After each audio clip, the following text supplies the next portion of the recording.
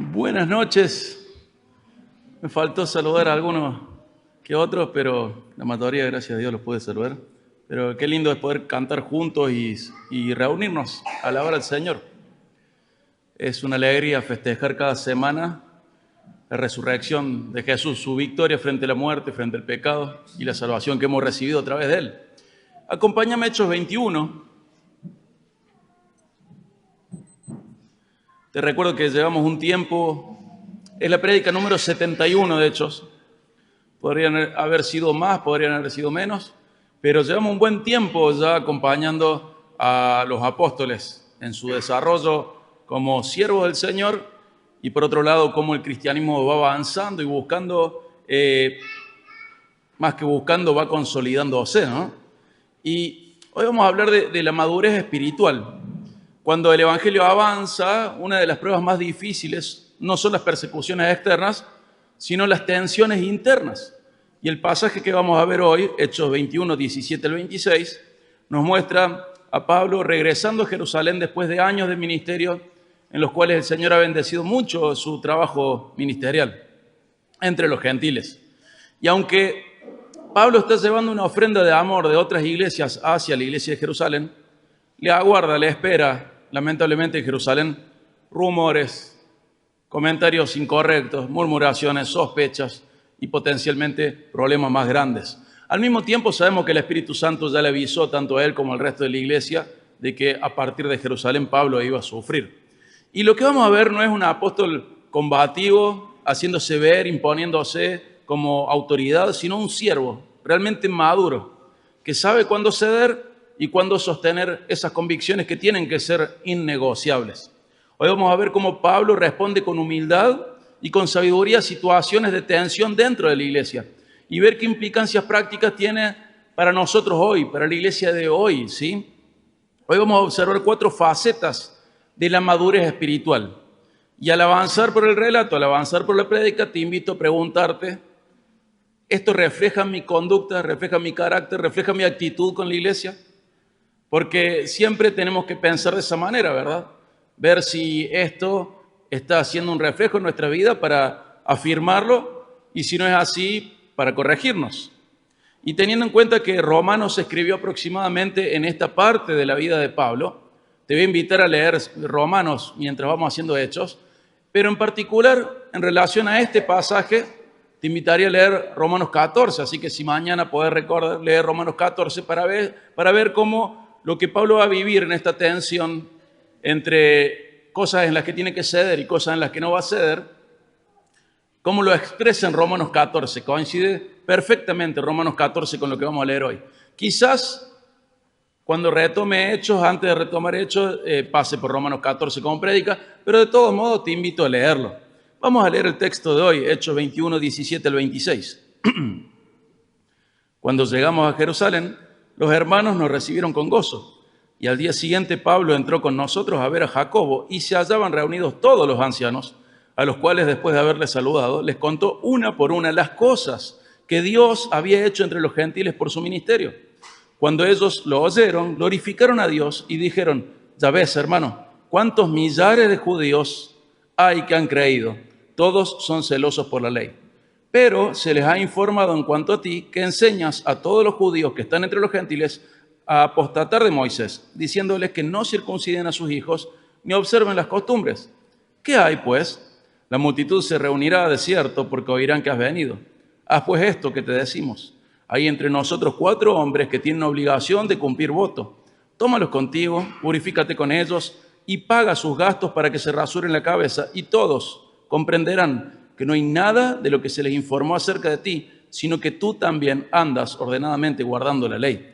Pero en cuanto a los gentiles que han creído, nosotros les hemos escrito determinando que no guarden nada de esto, solamente que se abstengan de los sacrificados de los ídolos, de sangre, de ahogado y de fornicación. Entonces Pablo tomó consigo a aquellos hombres y al día siguiente, habiéndose purificado con ellos, entró en el templo para anunciar el cumplimiento de los días de la purificación, cuando había de presentarse la ofrenda por cada uno de ellos. ¿Por qué es importante prestar atención en este relato? Porque nos tiene que acompañar la comprensión de eso que estuvimos viendo en Hechos 15, la relación entre el judaísmo y el cristianismo. Y en Romanos 14 Pablo lo expresa. Acá estamos viendo el registro desde afuera de la situación. Pero la parte doctrinal que está detrás de esto lo vimos en Hechos 15 y está en Romanos 14. Así que voy a insistir de nuevo, leer Romanos 14 porque está íntimamente vinculado con esto. Pero vamos a ver cómo es la madurez espiritual, la madurez del siervo de Dios. Porque él va a ceder, pero al mismo tiempo vamos a ver que no va a ceder en lo más importante. Romanos 14 nos habla de algunas cuestiones que podemos ceder transitoriamente por amor a nuestros hermanos que no han comprendido algunas verdades teológicas por ahora y tener paciencia. Eso no significa negociar nuestra fe, sino que significa saber que todavía no han comprendido. En 1 Corintios también se habla de esto, capítulos 8, capítulo 9, pero habla de esto, de que a veces el cristiano tiene que ceder. El más maduro muchas veces va a ceder y muchas veces el más maduro va a decir, hermanos, hasta acá los acompaño, pero a partir de acá esto no puede ser cedido. Pero vamos a ver el primer punto. La madurez celebra con humildad la obra de Dios. La madurez siempre está acompañada de humildad, tienen un vínculo muy profundo. Fíjate los versículos 17 al 19. Cuando llegamos a Jerusalén, los hermanos nos recibieron con gozo. Y al día siguiente Pablo entró con nosotros a ver a Jacobo. Jacobo es el hermano de Jesús, sí, Santiago, el que escribe la carta al final, la que está al final de la Biblia. Y se hallaban reunidos todos los ancianos, a los cuales, después de haberles saludado, les contó una por una las cosas que había hecho Dios entre los gentiles por su ministerio. La llegada de Pablo es recibida realmente con un gozo genuino, ¿no? Están alegres de verlo. Y él trae una ofrenda recogida por las iglesias gentiles, porque la iglesia de Jerusalén estaba sufriendo necesidad económica. Romanos 15 nos habla de esta ofrenda. Y acá la expresión es, les contó una por una, y está implicando un detalle minucioso a la hora de contar, un informe minucioso. Y fíjense cómo da gloria a Dios por lo que Dios hizo. O sea, por cada alma rescatada, por cada iglesia plantada, por cada manifestación de la gracia de Dios. Él dice, Dios lo hizo. Él pone énfasis no en sí mismo, sino en las cosas que Dios había hecho. No se ve ningún intento de Pablo de exigir reconocimiento o algún tipo de trato especial por su trabajo. Él no niega la obra de Dios a través de él, dice que fue a través de su ministerio, pero tampoco calla que fue Dios el que lo hizo. A veces sufrimos y pensamos que la humildad es un secretismo, que nadie se entere. No. Dios lo hizo.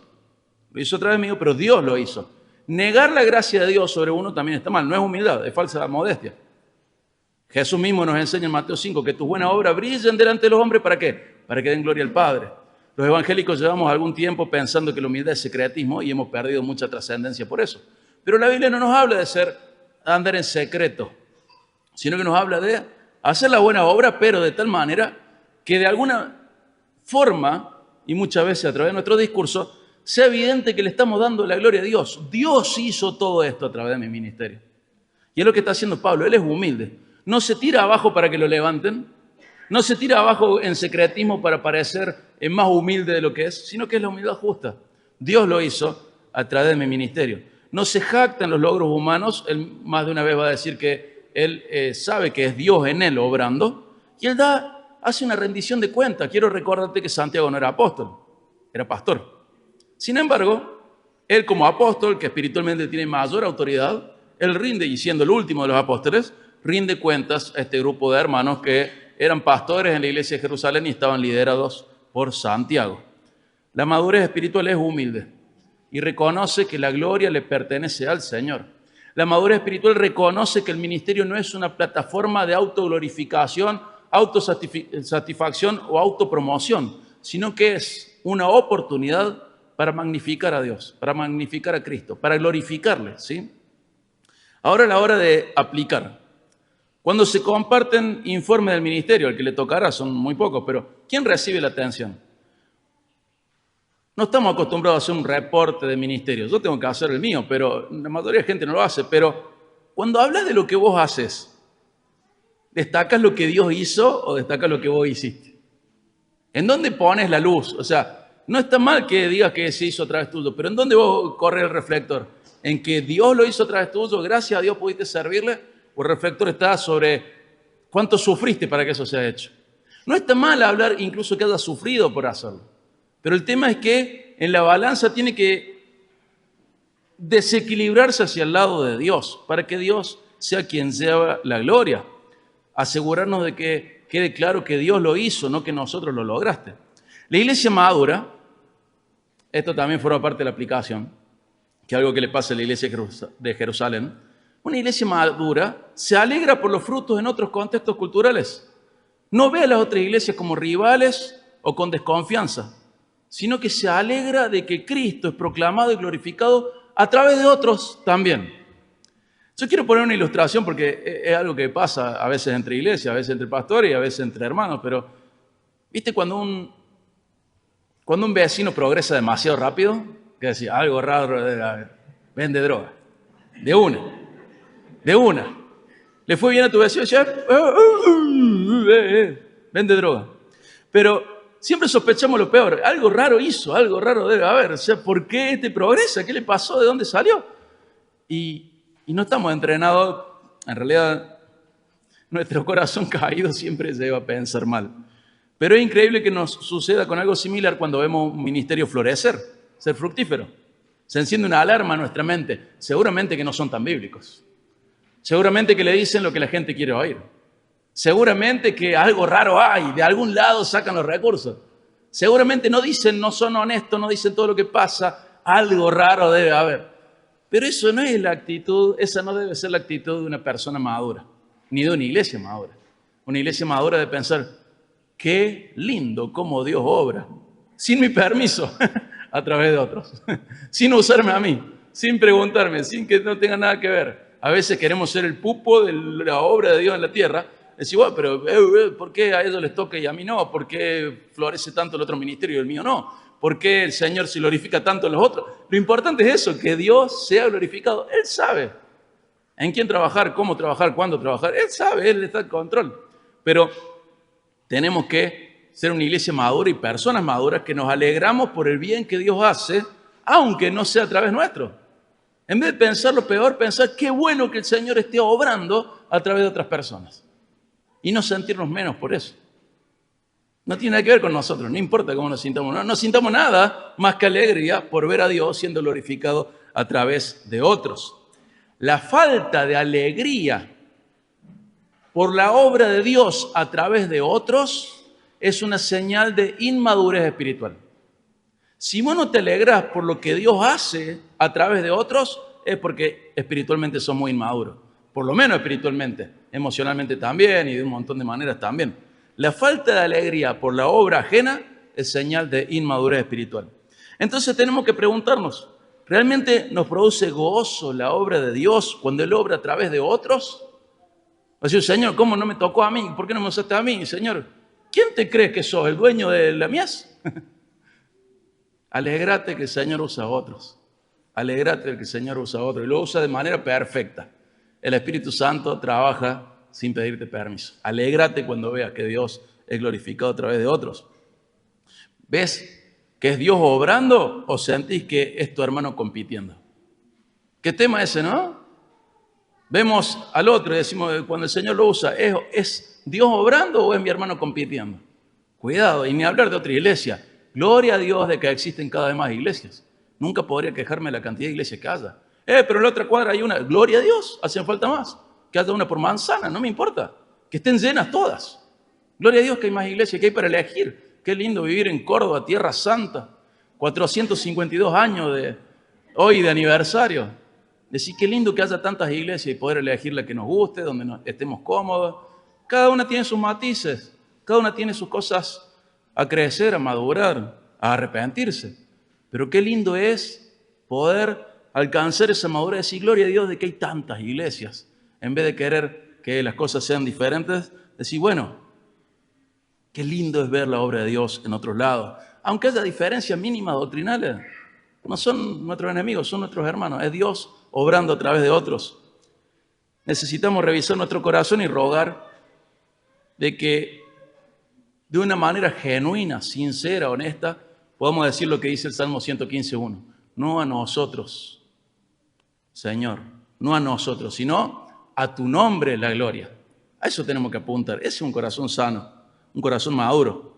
Pero bueno, sigue el relato y Y dice que mientras compartían el gozo de la obra de Dios, se hacía evidente que la comunidad judía de creyentes tenía tensiones profundas. ¿Con qué? Con los gentiles, con el judaísmo, el cristianismo.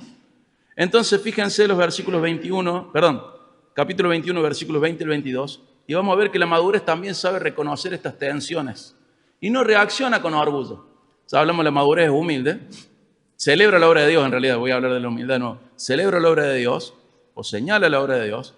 La madurez reconoce las tensiones también. Vamos a los versículos 20 al 22. Cuando ellos lo oyeron, glorificaron a Dios y le dijeron: ya ves, hermano, cuántos millares, esto es miles de miles, de judíos hay que han creído, y todos son celosos por la ley. Pero se les ha informado en cuanto a ti, que enseñas a todos los judíos que están entre los gentiles a apostatar de Moisés, diciéndoles que no circunciden a sus hijos, ni observen las costumbres. ¿Qué hay, pues? La multitud se reunirá de cierto porque oirán que has venido. Los miles que habían creído en Jesús continuaban observando la ley con celo.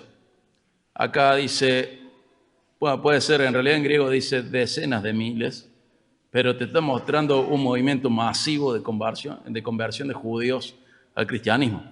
No se trata de judíos incrédulos, sino de cristianos que son sinceros, pero que tienen un celo tradicional muy fuerte. Y habla de que se les informó, pero cuando vemos el verbo que se les informó, hace alusión a una instrucción sistemática. No es que simplemente hablaban en contra de Pablo. Podríamos decir que estaban adoctrinados contra Pablo, que sistemáticamente habían estado socavando el ministerio, la reputación, la seriedad de Pablo. Sistemáticamente habían estado hablando contra Pablo y contra su manera de interpretar, contra la teología cristiana. Ellos acusaban de que Pablo promovía el abandono de las costumbres de Moisés y que enseñaba a abandonar incluso la circuncisión y a despreciar la herencia cultural de Israel. Y estas acusaciones son peligrosas porque pueden fracturar, pueden dividir, pueden destruir la comunión dentro de la iglesia, la que había entre judíos cristianos y gentiles cristianos. Y la madurez no niega las tensiones. Tampoco se encierra en la autodefensa, ni tampoco pretende que las cosas sean ideales. La madurez reconoce que las cosas no son ideales. Reconoce que puede haber celo en otros, una disposición genuina, sincera, honesta y errada. Pero reconoce todo esto. Entonces, Pablo, dándonos ejemplo de un cristiano maduro, muy difícil de seguir, va a responder con mansedumbre. Muy difícil. La madurez espiritual reconoce que el celo puede volverse un obstáculo si no está subordinado al Evangelio. Porque hay gente que es muy celosa, pero no ha sido tan prolija a la hora de aprender doctrina. Entonces ese celo se pone la camiseta de algo que creen, no saben muy bien por qué lo creen, no han estudiado mucho por qué el otro cree diferente, sin embargo el celo los consume. Pero no es el celo, un celo correcto, es un celo incorrecto, pero es genuino, es honesto, es sincero. Y Pablo, como un cristiano maduro, sabe reconocer esto y va a ver esto de manera mansa. En cualquier iglesia, a la hora de aplicar todo esto, tenemos que pensar que en cualquier iglesia pueden surgir rumores, prejuicios, comentarios negativos. En lo personal, este año me ha destrozado una serie de comentarios que son mentiras contra mi vida y digo, bueno, hay que aprovechar para mortificar el ego. Pero es muy feo que hablen mal de uno. Si es verdad, bueno, te cabe por haber obrado mal, pero si no es verdad, duele un montón. Y Pablo no va a salir a defenderse, ni siquiera va a defender su apostolado acá. Pablo se va a sujetar al consejo de otros. La reacción inmadura, cuando hablan mal de vos, es responder con hostilidad. La reacción madura es considerar, oír y buscar la manera de resolver, aprovechando cada situación para sacarle provecho espiritual. Uno de los grandes potenciales que tienen las acusaciones contra nosotros es aprovecharlas para mortificar el ego. Es tolerar la humillación que produce esa mentira fea. ¿Y sabe qué produce eso? Humildad. ¿Y sabe a quién le viene muy bien la humildad? A vos y a mí. El Señor da gracia a lo humilde. Al soberbio lo mira de lejos, lo resiste. Y a veces van a hablar mal de vos simplemente porque es así la vida, porque es hostil, está caída. Todo es vanidad. Ayer estábamos leyendo Eclesiastés en otra iglesia. Visito otras iglesias. Pero pasa. Y ahí tenés que aprovechar para ver, para entender que todo es para tu bien según un propósito. ¿Te parezca más a Jesús? Jesús era extremadamente manso y humilde. Y a veces, en el caso mío, me duele que mientan contra mí. Me duele muchísimo. Y bueno, aprovecho para intentar madurar. Pero qué difícil que es, hermano, cuando hablan mal de vos. Y acá en el caso de Pablo, en vez de responder, aguanta, tolera, tiene paciencia, aprovecha esta situación. Y es bueno considerar que no toda crítica nace del odio. A veces la crítica nace de un celo sincero, pero mal informado, errado. De un comentario que hizo otro comentario, que hizo otro comentario, se hizo una bola de nieve y lo que se comenta es muy diferente de la realidad. Una mala elección de palabras. Providencialmente el Señor permite que hablen mal de vos, de mí, de nosotros. Pero saber que no todo es porque son malas las otras personas, simplemente han estado mal informadas. Entonces la madurez espiritual nos lleva a ver estas situaciones de otra manera, aplicando la palabra de Dios. Por ejemplo, en Santiago 1:19 dice que cada uno sea pronto para oír, tardo para hablar, ¿y qué? Tardo para la ira. Tardo para la ira. Estamos llamados a ser como Dios, que es paciente, que es tardo para la ira. El Salmo 103, todos saben que me gusta mucho. Versículo 8 dice que Él es grande en misericordia y lento para la ira. Y vos y yo muchas veces somos exactamente al revés. Rápido para la ira, lento en misericordia, chiquito en misericordia. Y no, nosotros tenemos que reflejar el carácter de Dios. Y Proverbios 18:13 dice que el que responde antes de oír, o sea, antes de entablar el diálogo, cosecha necedad y vergüenza. Aguanta un poco más. Cuesta. Y es entendible que tengamos un reflejo de hostilidad para defendernos. Pero aguanta, espera. Porque si no, solo vas a cosechar necedad y vergüenza. Ahora, pregúntate, ¿cómo respondes cuando se atribuyen intenciones que no tenés? ¿Con humildad? ¿O defendiendo tu ego que ha sido herido? Tu orgullo herido. Recuerda, creo que Piper habla de esto, dice, las emociones no se hieren. Lo que queda herido, ¿qué es? El ego. Déjalo que sufra un poco. Dejemos que el ego sufra un poco. Dios sabe la verdad. Cuidemos nuestra conciencia con el mismo celo con el que deseamos cuidar nuestro ego. Y vamos a crecer muchísimo a nivel espiritual, madurando en aspectos que están pendientes. Si nosotros cuidáramos tanto nuestra conciencia como cuidamos nuestro ego, ¡puf!, una explosión de madurez espiritual. A la conciencia la dejamos divagar, la dejamos ir y volver, le damos cabida en nuestra conciencia a pensamientos malos, a emociones malas, no las cortamos a tiempo, a razonamientos incorrectos, pensando lo peor del otro, poniéndonos en el lugar de víctima, teniendo celos, cosas que están identificadas como orgullo, como pecado, y muchas otras cosas. Ese celo que tenemos porque nadie toque nuestro ego, lo tenemos que aplicar a nuestra conciencia. Y cuando hacemos eso, crecemos en santidad. Mi conciencia tiene que estar protegida. Mi ego, y bueno, que lo agarren a patada a los demás y seguro que voy a crecer, va a doler. Pero está bien ese camino. Porque cuando no aprendemos a ser humildes por nuestra propia cuenta, somos humillados. El resultado va a ser el mismo. Gloria a Dios de que hay dos caminos. O te humillas voluntariamente o sos humillado por otros. Y bueno, aguanta. Pero salí más humilde, porque si no, no tiene sentido. Salí más humilde. Pero bueno, en lugar de permitir que estos rumores dividan a la iglesia, los líderes le van a presentar una propuesta a Pablo. Una propuesta que va a proteger la conciencia de estos hermanos creyentes judíos sin imponerle la ley de Moisés a los gentiles cristianos. Vamos a los versículos 23 al 25.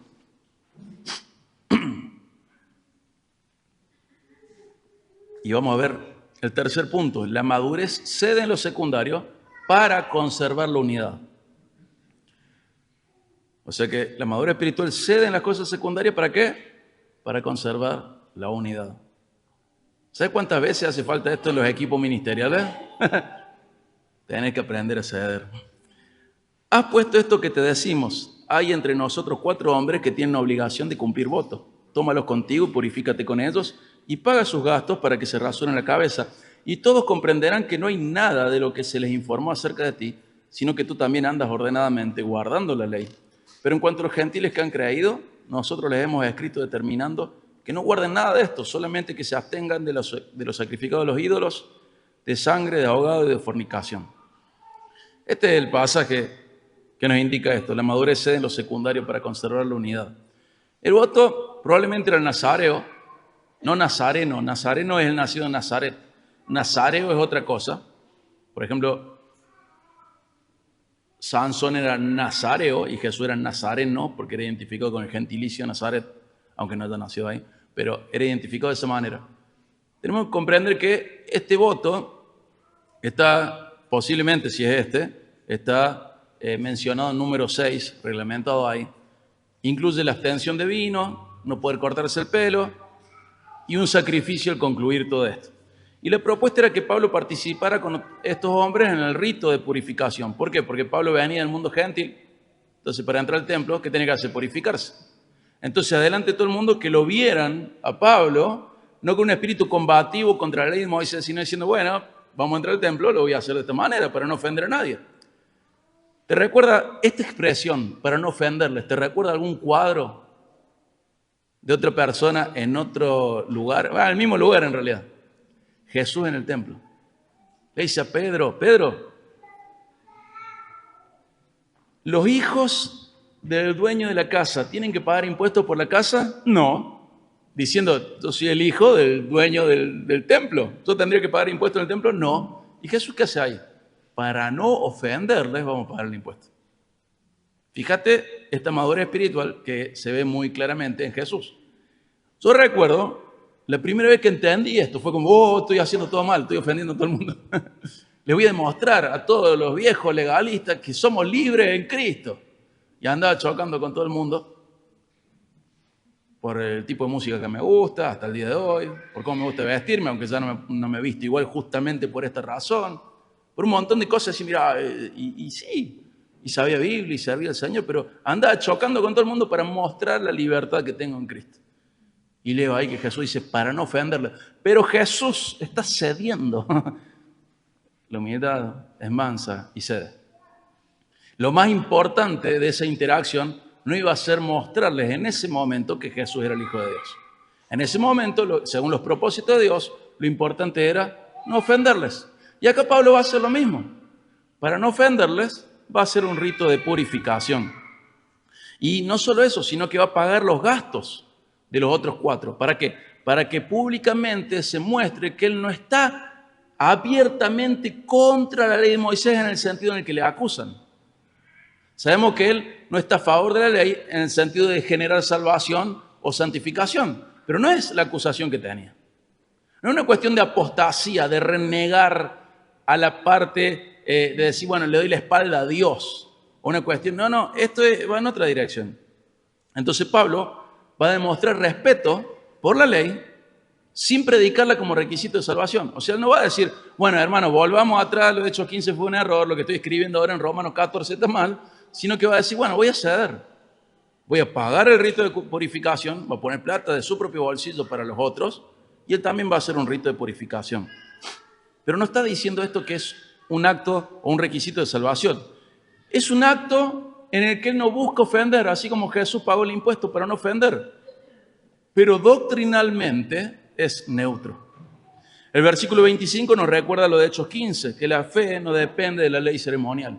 Que la gente que fue a través de la ley a comprender su necesidad de Salvador debido a su pecaminosidad, recibe el Espíritu Santo cuando creyó en Cristo. Y la gente que no necesitó la ley para conocer su necesidad de salvación y conocer su pecado, no necesitó la ley, no tiene que meterse en la ley para saber lo que la ley mostraba. Entonces tenemos por un lado los judíos cristianos que a través de la ley comprendieron su necesidad de salvación y su pecaminosidad. Y tenemos los judíos gentiles que sin la ley el Espíritu Santo les iluminó, porque el Espíritu Santo convence de ¿qué? De pecado, de justicia y de juicio. Entonces no les hace falta a ellos meterse en la ley para entender que son pecadores y que necesitan un Salvador, sino que el Espíritu Santo mismo se los reveló. Y los dos grupos han llegado al mismo lugar, a recibir el Espíritu Santo y ser templo del Espíritu Santo, ser iglesia del Dios viviente, ser personas que reciben la misma salvación, de la misma manera, en el mismo cielo y en la misma tierra nueva el día de mañana. Y unos fueron por la ley y otros fueron sin la ley. Y Pablo no está en contra de eso. Pero con su madurez espiritual, que somos llamados a buscar, él distingue entre convicciones centrales de la fe y aspectos religiosos en los cuales puede tener cierta actitud de ceder temporalmente por amor. Es el tiempo de no ofender. No siempre hay que ofender. Jesús en el mismo templo un día se levantó las mesas, agarró con el látigo a todo el mundo, por lo menos 2 veces se supone que pasó eso. Pero otra vez que dijo, para no ofender les voy a pagar el impuesto. Pero Jesús no es justo que vos pagues el impuesto. No importa. Para no ofender les voy a pagar el impuesto. Y Pablo nos muestra la misma madurez. La madurez espiritual distingue entre convicciones esenciales como son la justificación por la fe y por la gracia a través de la fe, y tradiciones o costumbres o falta de madurez teológica en cosas secundarias que pueden ser toleradas eventualmente por amor a los demás.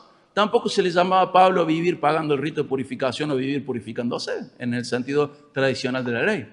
Es ocasional. A veces somos muy obtusos de mente y podemos pensar que esto es negar la fe o hacer algo incorrecto. Pero no, simplemente es ser obtuso de mente, ser corto de mente.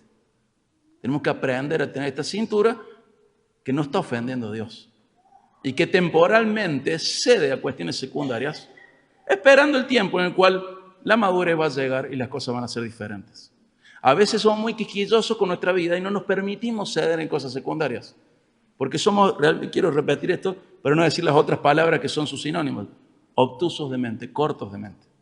Pero hay que aprender a vivir nuestra fe cumpliendo los mandamientos de Dios, pero sin caer en esta estrechez mental que no te permite ceder.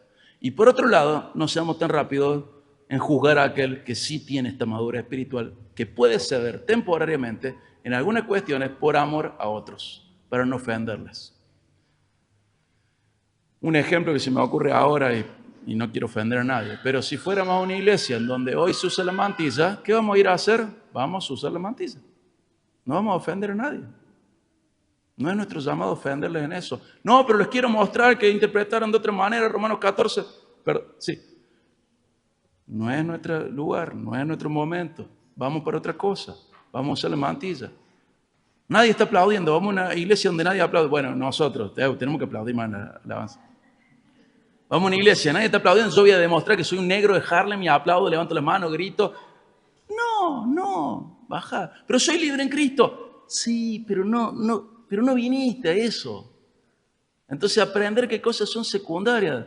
Te invitan a predicar en una iglesia donde todos se mantilla. Hermano, oye, tu esposa, bueno, búscate la pollera correspondiente, búscate la mantilla correspondiente.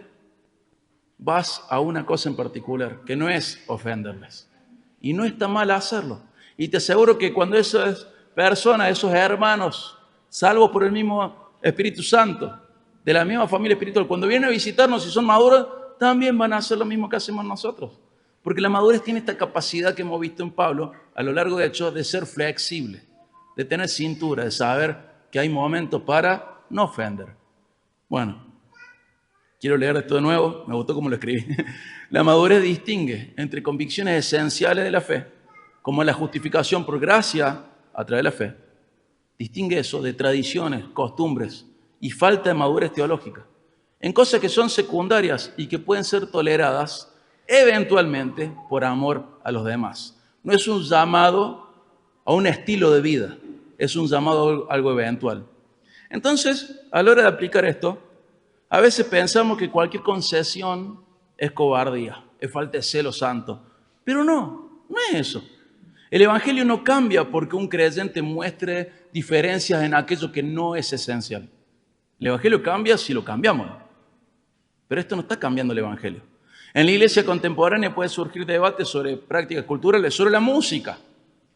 Sabemos que hay música que es indecente, pero después, si no es indecente, porque no nos guste a nosotros o sea más moderna, no significa que sea mala. Cortes de cabello. ¡Ay, este corte de cabello! ¡Ay, se van al infierno! ¿Qué tiene que ver el infierno con el corte de cabeza? O formas de realizar el culto. Son cosas en las cuales nosotros podemos elegir nuestra manera, estar de acuerdo, visitar otra iglesia y ver que tienen otra manera, otro corte de pelo, otra manera de vestirse, otra manera de cantar. Pero si se hace con decencia, está bien. Tenemos que aprender a diferenciar lo cultural, las costumbres, las formas de lo esencial. La madurez sabe ceder con paciencia en lo que no compromete la verdad. Romanos 14. La madurez espiritual sabe cuándo ceder y cuándo permanecer firme. No todo lo que uno es libre de hacer conviene si daña la conciencia de mi hermano débil. Algo que se ve en 1 Corintios 8, 9 al 13 y que vimos también en las prédicas sobre Hechos 15. Dice Pablo en 1 Corintios 8, 9 al 13, tengan cuidado, no sea que esta libertad de ustedes de alguna manera se convierta en piedra de tropiezo para el débil. Porque si alguien te ve a ti que tienes conocimiento sentado a la mesa en un templo de ídolos, ¿no será estimulada su conciencia, si él es débil, a comer los sacrificados a los ídolos? Por tu conocimiento se perderá el que es débil, el hermano por quien Cristo murió. Y así al pecar contra los hermanos y a herir su conciencia cuando ésta es débil, pecan contra Cristo. Por tanto, si la comida hace que tu hermano caiga en pecado, en realidad dice, si la comida hace que mi hermano caiga en pecado, no comeré carne jamás para no hacer pecar a mi hermano. Pablo dice, yo entiendo que los ídolos no son nada. Y entiendo que la carne ofrecida en la carnicería después de haber sido sacrificada a los ídolos es más barata o se regala. Y es carne, es proteína. Pero si mi hermano que no tiene estas cosas claras, le hago pensar que yo estoy cediendo a la idolatría, no voy a comer carne. Y si esto fuese siempre, no voy a comer carne nunca. Cuidar a tu hermano más débil. Porque ceder en lo secundario no es hipocresía, es amor y paciencia. Está bien que seamos celosos de la verdad, pero no perdamos de vista que el amor paciente y misericordioso... Está bien que seamos celosos por la verdad, pero no perdamos de vista que el amor paciente y misericordioso es una parte fundamental de la verdad cristiana. Esto también forma parte de nuestras verdades. Me agarro, contiendo ardientemente por la fe, con todo el mundo, por la verdad. Pero en la verdad cristiana, amar al otro sacrificialmente también está incluido. Pregúntate, ¿estás dispuesto a renunciar a tus preferencias que son legítimas en tu libertad para no ser de tropiezo a otros? Romanos 14, 19 nos manda a que sigamos lo que contribuye a la paz y la mutua edificación.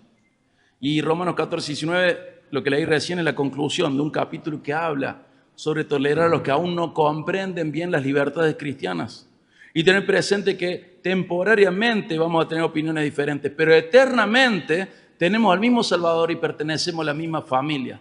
No seamos nosotros quienes introducimos problemas a la familia de Dios. Cedamos temporariamente. Temporariamente tenemos opiniones diferentes, pero eternamente pertenecemos a la misma familia. Y no confundas a tu hermano torpe o lento para entender con un enemigo. No es tu enemigo, es tu hermano. Y está en la misma batalla que vos, contra el mismo enemigo que tenés vos. No lo trates como enemigo, simplemente es un hermano que viene más lento o es más nuevo. Y la propuesta es clara, acá para Pablo, un gesto público que va a generar una disipación de la desconfianza. Y ahora Pablo puede decidir, podría insistir en sus derechos como cristiano, en su libertad como en su libertad como cristiano, pero también incluso como apóstol, su autoridad apostólica, él podría insistir en eso, pero siendo un siervo maduro va a actuar de otra manera. La respuesta de Pablo revela hasta dónde llega el corazón maduro por el bien de otros. Fíjate el versículo 26. Y vemos que la madurez actúa con humildad y entrega. Entonces Pablo tomó consigo a aquellos hombres y al día siguiente, habiéndose purificado con ellos, entró en el templo para anunciar el cumplimiento de los días de la purificación, cuando había de presentarse la ofrenda por cada uno de ellos. Y Pablo tomó la iniciativa. Habla ahí específicamente que él es el que toma, implicando su iniciativa voluntaria. Pablo sabía que su justificación frente a Dios no dependía de la ley ceremonial de Moisés. Él no fue forzado, no se trataba de someter su conciencia a una doctrina errónea, fue un gesto de amor consciente. Y su participación en esto es un testimonio visible de que respetaba la herencia judía, y que respetaba también el proceso teológico y progresivo en otros. ¿Me escuchaste en esta parte? Él está respetando el proceso teológico progresivo en otros. Y eso hace una persona madura. Los que me conocen más tiempo saben que soy un inmaduro. Me ha costado mucho tener paciencia con algunas cosas que se han dicho en algunos estudios bíblicos, en algunos encuentros. Decir, ¿por qué habla? Si no estudió, no sabe nada, ¿por qué habla? ¿Por qué opina si no es una persona que sepa lo que está diciendo? ¿Por qué toca de oído en vez de sentarse a leer lo que la Biblia dice? Y les pido perdón porque muchas veces no he tenido la paciencia que una persona madura tiene que tener. Pero quizá les toca a ustedes también tener paciencia con otros y aprender de que hay que respetar el proceso teológico progresivo que está en otros. En este caso estaba pasando en los judíos cristianos y Pablo lo va a respetar. Sin predicar la ley de Moisés como salvación ni santificación, sino tolerando estos aspectos con paciencia. Pablo sabía que su justicia, su justificación estaba en Cristo, no en el cumplimiento de la ley de Moisés, pero, sin embargo, a pesar de eso, eligió un acto de humildad público para evitar el tropiezo que había que evitar. La madurez espiritual también expresa humildad al tener paciencia teológica con otros. Como Dios es de todos, y todos tenemos una Biblia en nuestra casa, corre en nuestro corazón el sentir de que todos sabemos lo mismo, y no es la realidad. Que todos, porque tenemos la Biblia y leímos algo y alguna vez escuchamos de un libro algo en la radio o en un programa en YouTube, todos estamos con conocimiento de la verdad doctrinal. Y no es verdad. Tenemos un acceso democrático a la información, pero no tenemos una incorporación democrática de la información. Y te toca muchas veces tener paciencia con tu hermano, que va a hablar sin saber, algo que los argentinos somos especialistas. Somos capos en hablar sin saber. Pero no solo los argentinos, los evangélicos también. Hablamos mucho sin saber. Entonces da lo mismo si una persona lleva 60 años de ministerio con un montón de títulos académicos que acreditan su conocimiento doctrinal y yo. Digo, me parece que te está errado. Para un poco, bájate del pony. Pero a veces nos toca estar del otro lado. Sos vos el que estudiaste, sos vos el que sabes y tu hermano viene a opinar sin saber. Tenerle paciencia. Cuesta mucho, pero tenerle paciencia. Porque esa madurez espiritual a la que tenemos que apuntar también tiene paciencia con los procesos teológicos y progresivos del otro. ¿Estás dispuesto a renunciar a una preferencia legítima por la paz de la iglesia? ¿O siempre vas a insistir en tus derechos a ser libre en Cristo, incluso haciendo sufrir a tus hermanos más débiles? La iglesia necesita más creyentes dispuestos a sacrificarse por el bien de otros, en lugar de insistir en derechos legítimos. Filipenses 2, 3 al 4 nos habla de esto. No hagan nada por egoísmo o por vanagloria, sino con una actitud humilde. Cada uno de ustedes considera al otro como más importante que sí mismo, no buscando cada uno sus propios intereses, sino más bien los intereses de los demás. La tendencia emocional de moda, hablando de esto de ceder, no ceder, la tendencia emocional de moda hoy es decir, todos son narcisistas menos yo. Va a ver las redes cruzadas con todo esto. Todos son narcisistas menos yo. A todos les falta humildad menos a mí. Yo estoy orgulloso de mi humildad. Todos son narcisistas menos yo. Yo soy siempre el que cede. Yo soy siempre el que es abusado. Yo soy siempre la víctima. Todos son narcisistas menos yo. Pero en realidad, a la luz de la Biblia, te puedo decir que todos somos narcisistas. Y el Evangelio es la única cura. Y también es la razón para tener paciencia y perdonar a los demás. Todos somos narcisistas. Y el único camino a la sanidad es el Evangelio. Y la única manera de sostenerte perdonando a los otros narcisistas es el Evangelio. Muchas veces nuestra disposición a relacionarnos con otros será la diferencia entre unir y dividir, entre destruir y edificar. Y fíjate cómo fue Pablo, siguiendo el ejemplo de ¿quién? De Jesús. Y hablando de su propia vida ministerial, Pablo expresó, 1 Corintios 10:33, no buscando mi propio beneficio, sino el de muchos para que sean salvos. Lo que perseguimos detrás de todo no es hacernos valer o que sepan nuestra autoridad o lo que sepan quiénes somos o que sepan cuánto nos debe honor el mundo. Lo que buscamos es promover la salvación y la santificación de otros. Si ese objetivo es destruido por todos mis pequeños objetivos, estoy errando. La actitud madura no es de exigir honra y vindicación, sino la de estar concentrados en el bien espiritual del otro, de tal manera que nuestros propios beneficios queden eclipsados. Quiero el bien espiritual del otro. Y a veces para su bien espiritual tiene que tener paciencia en su proceso teológico. Y así nos deja este texto de Hechos. Un cristiano libre, pero voluntariamente esclavo de todos.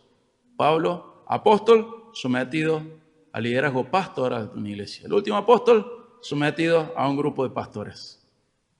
Es humillante. No están respetando los rangos. Pero esa es la madurez espiritual. Concluimos. Dios nos deja en este pasaje el retrato de un siervo maduro. No es un líder inflexible, no es un doctrinario combativo, es un hombre centrado en el Evangelio, en el ejemplo de Jesús, guiado por el amor y también gobernado por esta sabiduría que el Espíritu Santo da. Vimos que la madurez espiritual celebra con humildad la obra de Dios, reconociendo que todo fruto verdadero es producto de la gracia, de la obra de Dios, de su trabajo. Reconoce las tensiones sin reaccionar con orgullo, sabiendo escuchar, discernir, responder con mansedumbre. Cede en lo secundario por amor, priorizando la unidad del cuerpo de Cristo por encima de los derechos personales. Y actúa con entrega humilde, eligiendo el camino del sacrificio antes que el de la autoafirmación, reflejando así el carácter de Cristo. Y este es el tipo de creyente, podríamos decir, este es el tipo de líder que la iglesia necesita. Este es el tipo de cristiano que la iglesia necesita. Este es el tipo de miembro que la iglesia necesita. Estás creciendo hacia esa madurez que cede, sin comprometer la verdad teológica, pero amando sin temor y actuando sin orgullo. Pablo no negó la gracia, ni cedió la presión legalista, pero tampoco permitió que su libertad en Cristo se volviera un obstáculo para otros. El ejemplo que Dios nos da en Pablo nos llama a cada uno de nosotros a reflexionar en qué. ¿Qué derecho estamos dispuestos a ceder por amor? ¿Qué batallas realmente valen la pena? ¿Que vale la pena pelearte con tu hermano? ¿Cómo podemos demostrar nuestra conducta en la madurez que Cristo enseñó y ejemplificó con su vida? Esta es la madurez que la iglesia necesita hoy y siempre. Firmeza en lo esencial, humildad en lo secundario y amor en todo. Amor paciente en todo. La madurez no es una convicción doctrinal solamente, sino que la madurez espiritual es la expresión del carácter de Dios. Amor, paciencia, humildad. Y esto refleja lo que la cruz hizo, ¿no? Le podemos decir la ética de la cruz. En el aniversario vamos a hablar de eso. Pero el sacrificio de Pablo apunta a un sacrificio más grande. Cristo, siendo igual a Dios, ¿qué hizo? Se humilló hasta la muerte de cruz. Cristo, siendo en forma de Dios, se despojó a sí mismo, tomando forma de siervo, haciéndose obediente hasta la muerte de cruz. Cristo no reclamó privilegios, sino que soportó la humillación. ¿Por qué? Por amor a los que iba a salvar. Redimiendo a aquellos que nunca iban a poder cumplir con las exigencias de Dios mismo, ni dentro de la ley de Moisés, ni fuera de la ley donde fuimos encontrados vos y yo. Y hoy, si vos todavía no confiaste en este Salvador, te invito a lo que Jesús invitaba a sus oyentes: arrepentirte y creer en el Evangelio. No dejes pasar más tiempo. Hoy es el día de responder a Jesús con fe, con arrepentimiento por tu pecado, reconociéndole como tu Salvador que realmente necesitas y reconociéndole como el único mediador y reconciliador entre Dios y vos. Y si ya perteneces a Jesús, este pasaje te recuerda que tu vida debe reflejar esta misma actitud humilde, que renuncia por amor y que edifica a otros, y vivir una vida que refleje la humildad sacrificial, el amor sacrificial de Jesús. Y cuando esta humildad es puesta a prueba, porque todos podemos decir, no, ya soy humilde, ya vas a ver lo que te va a pasar esta semana.